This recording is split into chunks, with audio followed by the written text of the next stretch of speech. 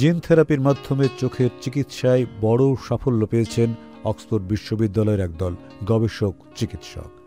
তারা 6 জনের চোখের চিকিৎসায় জিন থেরাপি ব্যবহার করে তাদের দৃষ্টিশক্তি বাড়িয়ে দিয়েছেন। এ চিকিৎসা না পেলে এদের 6 জনই হয়তো ধীরে ধীরে অন্ধ হয়ে যেতেন। মেইল অনলাইন জানায়, চিকিৎসকেরা অস্ত্রোপচারের মাধ্যমে রোগীর চোখে এক ধরনের জিন প্রবেশ করান। এতে আলোক সংবেদনশীল কোষগুলো কার্যক্ষমতা ফিরে পায়।